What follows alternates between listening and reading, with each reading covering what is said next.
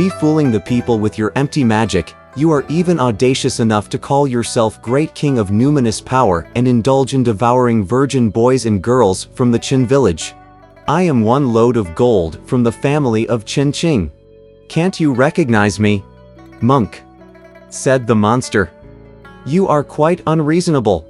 For taking on the form of one load of gold, you should be charged with the crime of false identity. Not only did I not eat you, but the back of my hand was also wounded by you. I have yielded to you already. How dare you come seeking trouble right up to my door? If you had yielded, said 8 Rules, then why did you raise up the cold wind and send down the great snowfall? Why did you make the ice to trap my master? Send him out quickly and all will be well. If but half a no escapes from your teeth, I'll never spare you. Just look at this rake in my hands.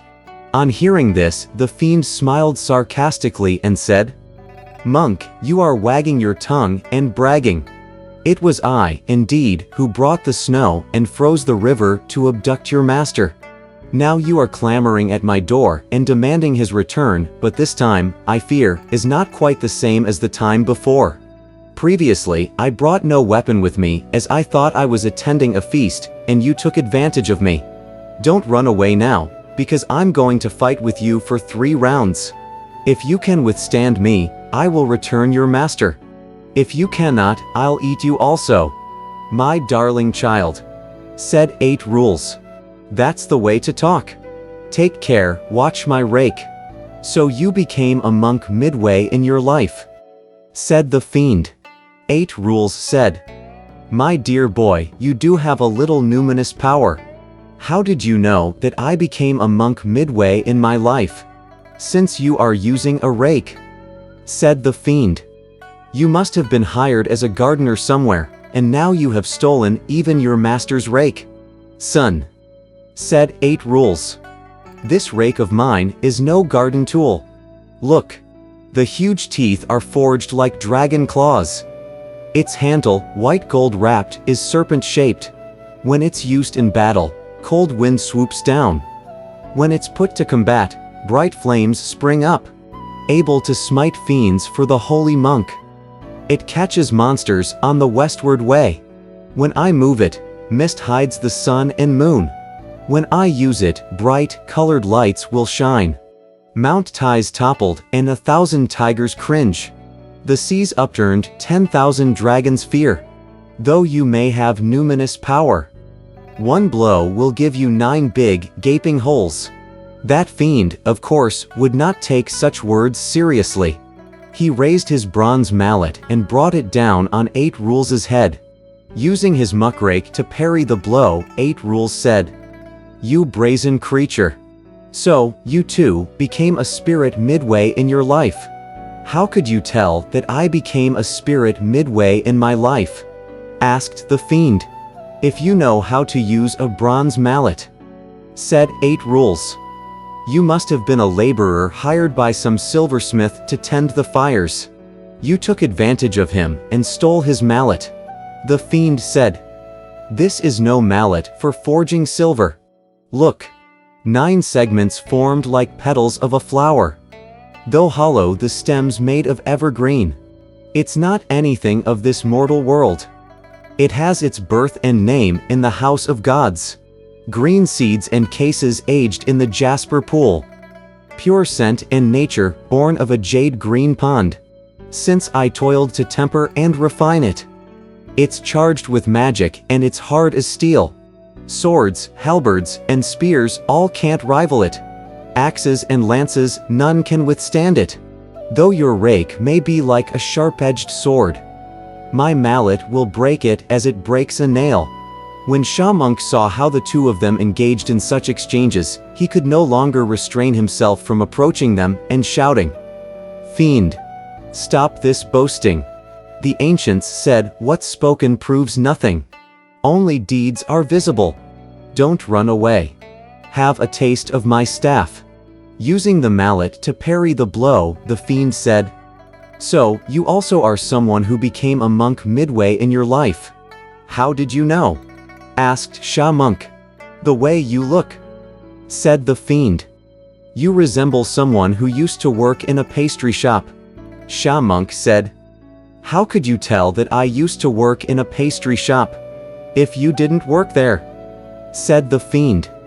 How could you learn to use a rolling pin, like the one they made noodles with? You cursed thing, scolded Sha Monk. Of course, you haven't seen anything like this before. This kind of weapon is rare in the world. That's why you don't know the treasure staff's name. It came from the moon, the shadowless spot, carved from a piece of divine Sala wood. Outside it's decked with jewels luminous. Within, a hub of gold's most glorious. In bygone days it attended royal feasts. Now it follows right and guards the Tang monk.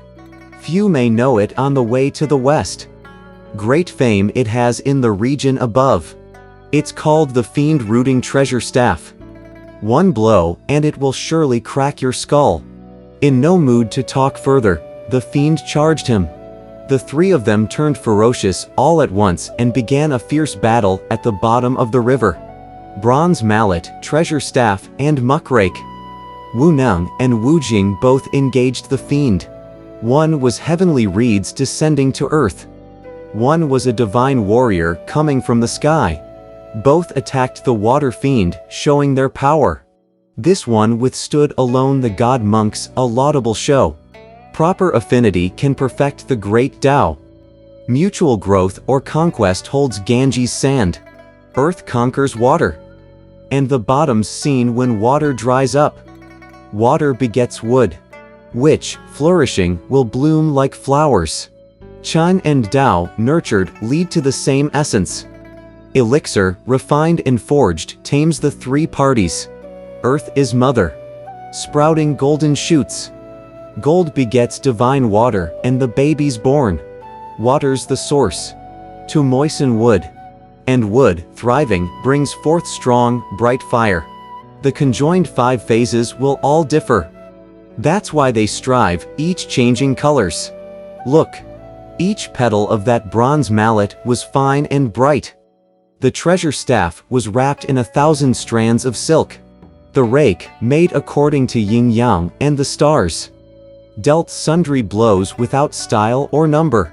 They risked their lives for the monk's ordeal. They courted death for Sakyamuni's sake. The bronze mallet was kept busy all the time, blocking staff on the left and rake on the right. The three of them fought for some 2 hours underneath the water, and no decision could be reached. Supposing that they could not prevail against him, 8 rules winked at Sha Monk, and the 2 of them at once feigned defeat. They turned and fled, their weapons trailing behind them. Little ones, ordered the fiend, stay here. Let me catch up with these fellows and bring them back for you to eat. Look at him. Like the wind blowing dead leaves and the rain beating down the withered flowers, he pursued them right up to the surface of the water. On the eastern shore, the great sage sun was staring at the water with unblinking eyes. Suddenly huge waves arose in the river, and there were shouts and roars. 8 Rules was the first to leap ashore, crying, "He's coming! He's coming!" Sha Monk, too, rushed up to the bank, crying, "He's coming! He's coming!" He was pursued by the fiend, who yelled, "Where are you running to?" No sooner did he clear the water, however, than he was met by Pilgrim, shouting, "Watch the rod!" Quickly swerving to dodge the blow, the fiend met him with upraised mallet. One of them churned up the waves near the edge of the river, while the other showed forth his power on the bank. Before they reached even 3 rounds after they closed in, the fiend had already weakened. With a splash he plunged back into the river and disappeared. The wind and the waves thus subsided. Pilgrim went back to high ground and said, "Brothers, you've worked very hard, elder brother," said Sha Monk. This monster spirit might not do so well on land, but he was quite formidable beneath the water. Second elder brother and I attacked him left and right, and both of us could only manage to fight him to a draw. What shall we do to rescue master? Let's not dilly-dally, said Pilgrim, for I fear that he may harm master. elder brother. Said 8 rules. We'll go and try to entice him to come out again. You be quiet and wait for him in midair. Once his head emerges, you give him one of those garlic-pounding blows squarely on the top of his skull.